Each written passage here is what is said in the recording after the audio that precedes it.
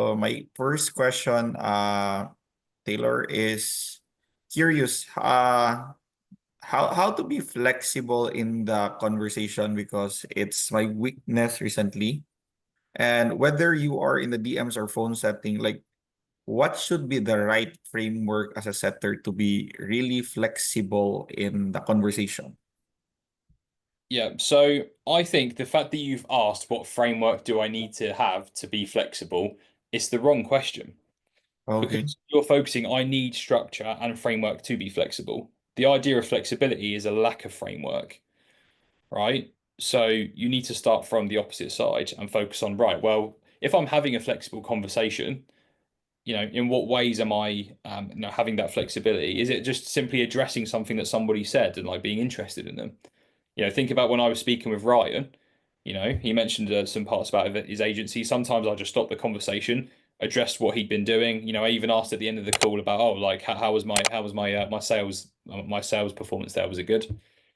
Just stopping outside of the conversation sometimes just to like have that human approach, right? So at the end of the day, if you notice that there is a time to be human and actually connect with a person, I'm doing that. Forget the sales process. I'll get to that in a second, right? So it's kind of flexibility is all about your level of priority. If you prioritize framework first, you limit the amount of chances to actually be human on a sales call.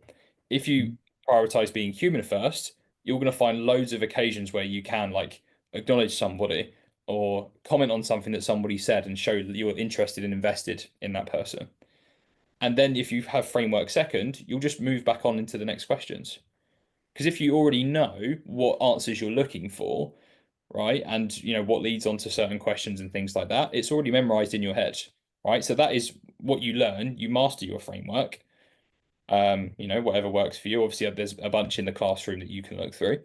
As you master that, then you focus on right. Based on that framework, I can follow that. That's step by step. But how can I just add humanness into each of the steps, right? And it's all about like, first of all, don't focus on when you can do it based on your process, but focus on reading the room. Focus on the prospect first.